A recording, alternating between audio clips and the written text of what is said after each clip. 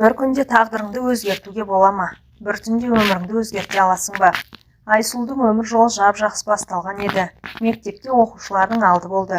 Оқуда озат. Ән-күйден 5, тәртібінде мін жоқ. 15-16-ға келгенде бәдені айқындалып сыланып шыға келді.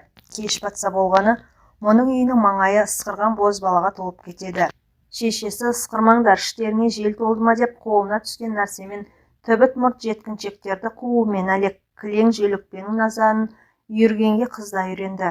Қысқа етек көйлегімен көшені бір айналғанда борбайына боз құрт біте бастаған небір айбозы майға қарап болған көк бөрінің күйін кешетін. Арманы Алматыға оқуға бару. Аттестатын алып енді пойызға шыққалы отырғанда әкесі кенеттен көз жұмды. Келер жылы шалының жылын берген жазда шешесі де ауырмай сыздамай ұршығын иіріп отырған күй үзіліп жүре берді. Бірінен кейін бір соққы жас қызды есеңгірет тастады. Бірге оқыған Асқарды іштей ұнататын. Ол мұндай аруға қолым қайдан жетеді деп жүрексінді ме? Айсұлуға деген іңкәрлігін білдіре алмады. Көршідегі Самат ештеңе деп емеурін танытпаса да, әкесі мен шешесінің қазасы үстінде қалбалақтап қасында болды. Келген меймандарға шай қояды, етті де жіліктеп табаққа салудың жайын жақсы біледі. Айсұлу шақырса болды, бар жұмысын сырт тастап осы үйден табылады. Шыққыр көз қайдан көріп қалғанын. Кешқұрым ала сиырдың бұзауын айдап келе жатып клубтың алдындағы ағаш орындықта Асқардың бір қызбен сүйісіп отырғандығын көрді. Жүрегі быт-шыт долдана жылап үйіне жетті. Бұзауды енесінің бауырына жіберді де тамақ ішпестен жатып қалды. Содан кешке дейін жатты. Жастығы жасқа шыланды. Төбеге қарап бір нүктеге қадалып, сүлесоқ кейіпте ішпей арпалысты. Сықыр етіп сыртқы есік ашылғандай болды. Кім бар ей? Саматтың даусы. Айсұлудың бөлмесінде сылдырмақ перде тұтулы тұратын. Соны сылдырлап Самат ішке енді. Жарықты жақпақ боп, оң қабырғадағы түймені түртпектей бастап еді. Айсұлу ақырын ғана жақпай-ақ қой деді. Самат состиып тұрып қалды. Бер жақындаш. Самат қара көлеңкеде қыздың үні шыққан жаққа қарай елпеңдей бергенде сүрініп кетіп төсекке етбетімен құлады. Орнынан тұрмаққа басын көтермекке талпына берген жігіттің қолына қыз жармаса кеткен. Сен мен аласың ба? Мен сені. Саматтың одан ары сөйлеуге шамасын келтірмей Айсұлу жігітті құшағына тартты. Көзінен мұрнынан ерінен аймалап сүйе бастады. Өзі тортпақ келген жастайының қарулы Самат армандап жүрген аруы ойда жоқта құшағынан табылғанын, жемтігіне шүйліккен бүркіт құсап аш көздене ұмтылған. Бір күнде тағдырын өзгертті, бір түнде өмірін өзгертті. Біреуге қарап біреудің тағдыры өзгере ме? Бейбіт Майлиннің Шұғаның белгісі атты әңгімесінде әуре боп неге бітті, ажар көрік деген өлең жолдар бар ғой. Құдды сол тәрізді. Алла тағала да Айсұлуға айрықша ажар көрік сыйлаған еді. Нағыз ай қабақ алтын кірпік қызыл ерінің өзі. Үлбіреген ақ жүзі, ағынан қарасы көп көзі, қыр мұрынды, белбауырына түсетін қолаң шаш бара жатқанның балтасын, келе жатқанның кетпенін алып қалуға жарайтын. Айсұлу Саматқа тұрмысқа шығып кетіпті деген хабарды естіген күннен бастап Асқар араққа салынды. Ауылдағы кешкі отырыс той томалаққа барып жүріп, Саматта ақаңды сілтейтін болды. Қызғаныштан Айсұлудың бетіне әлде біреу сәл қарап қалса болды, Самат шиыршық атып шыға келеді. Көзі ақиланып 200 грамдық қырлы стақанға толтыра қойылған арақты аранына жөнелтеді. Содан ұлан айқай, бұқпырт төбелес басталады. Отырыстың шырқы бұзылады. Біртіндеп Айсұлу ондай жерге бармайтында болды. Бойына піна біткелі келіншек өзгеше ермек тапты. Магнитофоннан әдемі музыка тыңдайды. Көркем кітаптардың бірінен соң бірін тауысып тастайды. Әсіресе өлең оқығанды жақсы көреді. Бұрынғыдай той томалақ отырыстарға бармаған соң Саматтың да шаруасы оңала бастады. Совхозға келген су жаңа водовозды астына ферма меңгерушісімен бірге малшыларды аралауға кетеді. Жүргенге жүргем ілінеді дегендей, кейде барған жерінен бір қойдың етін, сиырдың бір жілігін ала келеді. Келіншегінің аяғы ауырлағанында іштей қуанып жүрсе керек. Бір күн ауданға барып, әдем коляска сатып әкелді. Қоя тұрмадың ба, ырымға жаман деп шешем айтушы еді. Ырым-пырымыңды білмеймін, осыдан ұл тусаң атын Ахат қоямын. Ахат Саматович болады, совхоздың директоры болады. Өзің көйлек айдайсың, рөлде жүргенде ішпей-ақ қойсаң болмай ма? Енді кішкене нетпейтін күнің бола ма осы? Айсұлудың даусы қатайған сәтте Самат сырғақтап зыта жөнеледі. Сыйлаған шығар, сүйгендіктен бе? Сөйтіп жүргенде СССР тарқап кетті. Совхозда тарады. Дүние мүлік жекешеленіп бөліске түсті. Саматтың водовозы Асқардың оң жамбасына бұйырды. Шарасыз еркектің қолынан не келеді? Шүйден басқа не? Есіктің алдындағы қоқыс тастайтын бөшкеде босап қалған шөлмектер көбейді. Қырсық бір айналдырса шыр айналдырады. Бір күн ойда жоқта үйдің маңына гүр етіп бір мәшіне келіп тоқтады. Күйеуім келген шығар деп алаңдай басып сыртқа есікке беттеген. Келген Асқар екен, қызу. Айсұлу, мен саған өлердей ғашықпын. Асқар, үйіңе бар. Көршілерден ұят болады. Ұят-мияттың әкесінің аузын ұрайын. Сүйемін деп, жақсы көремін деп айта алмадым. Енді айтамын. Мен тұрмыстамын, аяғым ауыр.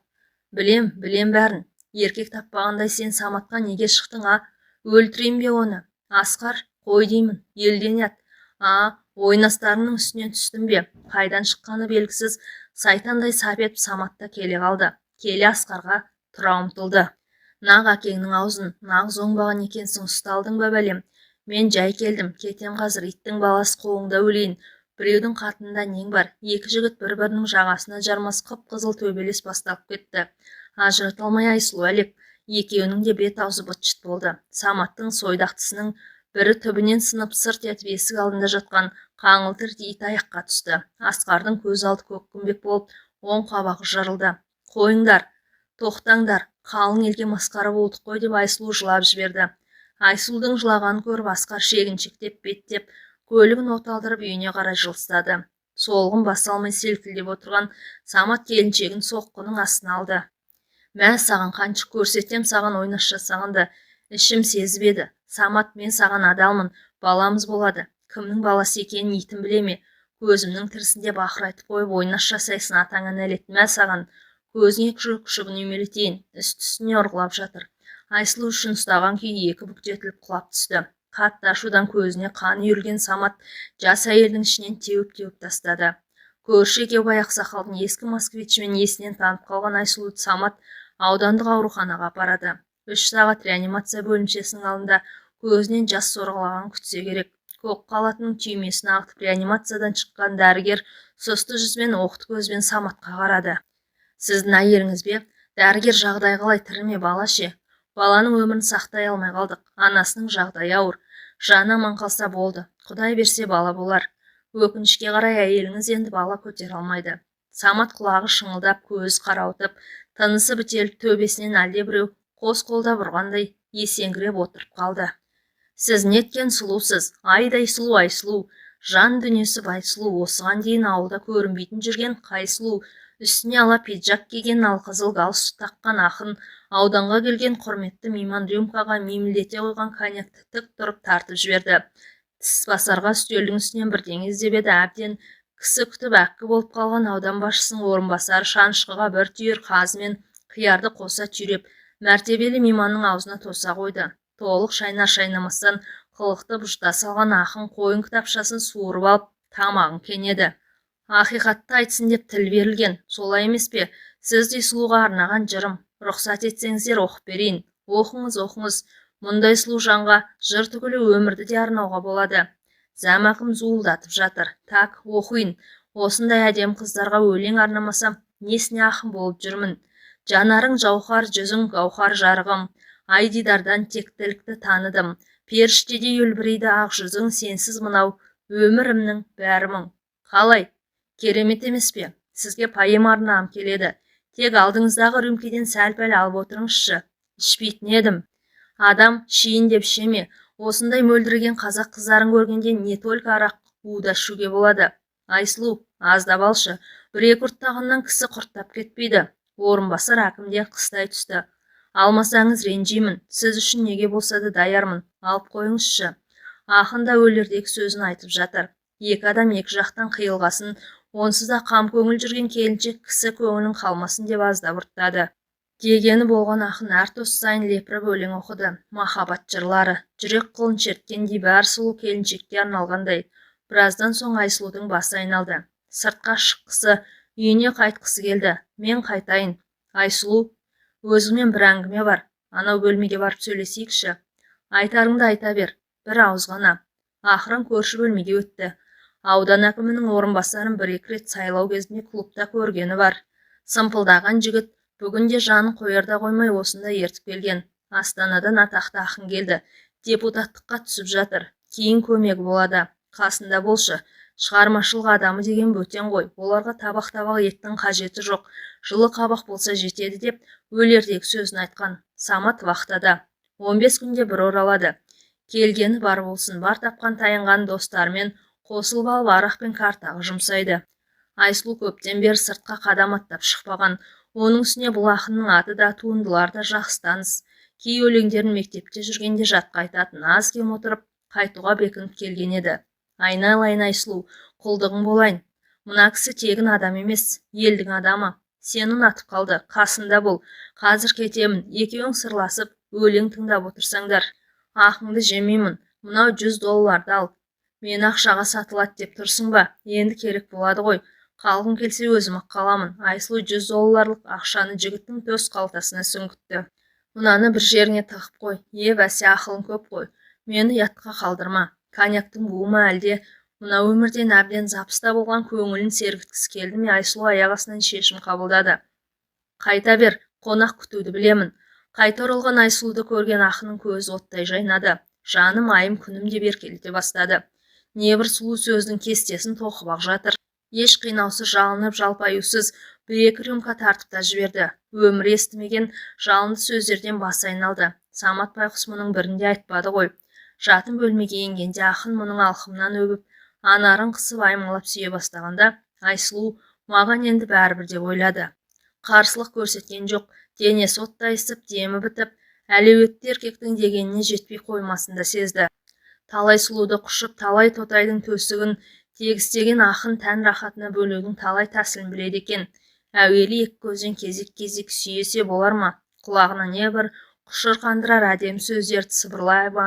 Ерінен үзілдіре сүйе ме? Құдай-ау, Самат сорлыдан көрмеген аймалау амалдарына жаны рахаттанып, тәні тәнті болғандай күй кешкен несі?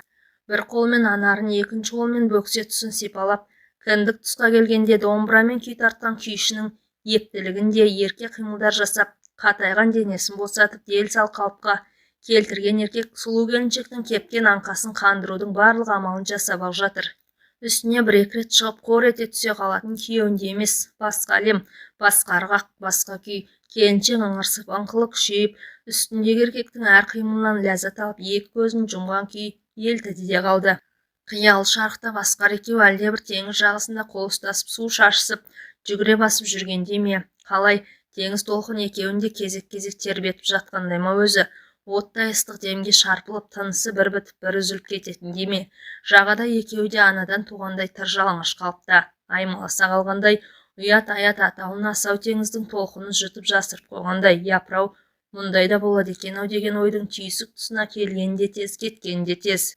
Әйелдігін кар әлемнің қақпасы ашылғандай, сол қақпаға ешкімнен ұялмай қызармай Хауа ананың көйлегін киіп енгендей, адам атаның үйреншікті қимылы жанға қуат бергендей, әлде бір нәзік ағыс 62 тамырын бүлкілдете үйіріп алып бара жатқандай, толқынға толқын қосылып, әлде әуен, әлде күй бесікте таңылған сәбидің қалпына түсіріп тербете түскендей.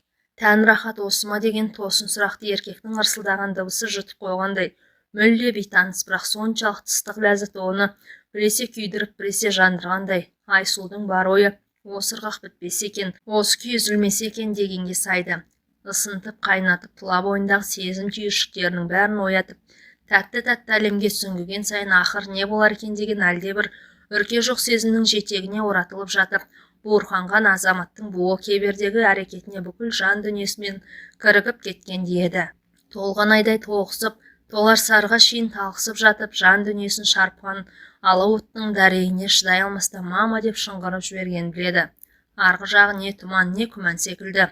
Еркектің маңдайынан иіскеп, өзің бір керім келіншек екенсің деп, еміренген даусына жүзі нұрланып жатып, екі көзіне үйілген жастың ағына ерік берген. Жаны жусап, тәні бусап қалғандай, мұндай да болады екен-ау. Келіншектің көрпесін қымтаған ақын, сен туралы өлеңімді келесі кітабыма қосамын деп күбірлеп жатты.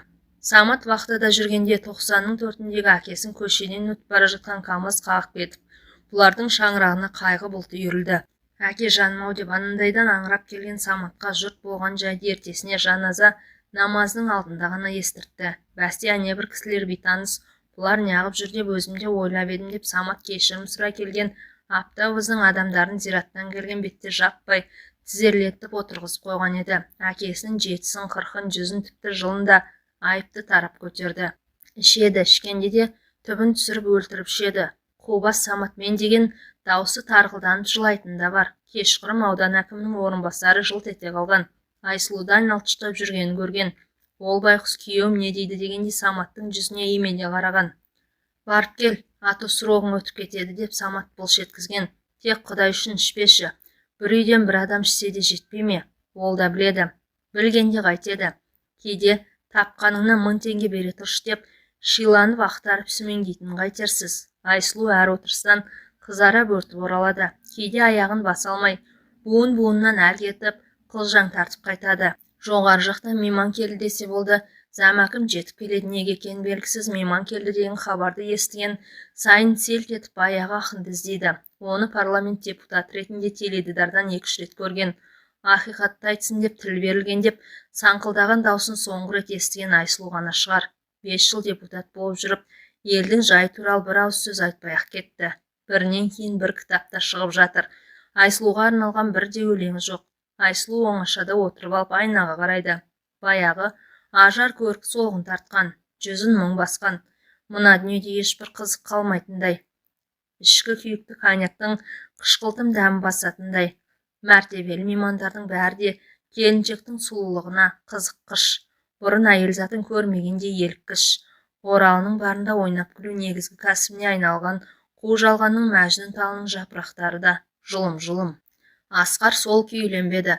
Астанаға құрылыс бригадасымен жұмысқа кетті. Аз-маз табысын араққа жұмсайды. Әбден қызған кезде айтатыны бір ауыз сөз. Е деген құстың ұясын көрдің бе? Саматта еш жоқ. Оған да бәрібір секілді. Аузынан арақ иісі бұрқырап отырып, жаңа әлгінде айтқан сөзі. Әй қатын, енді мына 90-дағы шешемді де жолдың бойына шығарып қойсақ қайтеді? Олай-бұлай өткен КамАЗ қағып өтсе жерлеуге керекті жарақ жабдықтың бәрін реттеп алар едік. Теледидардан осыған дейін 10 шақты орыс патшасының басын жұтқан Алла Пугачева әндетіп жатыр. Жизнь невозможно повернуть назад. Бұралаң болса да өмір жолын кері бұрудың еш амалы болмағаны ма?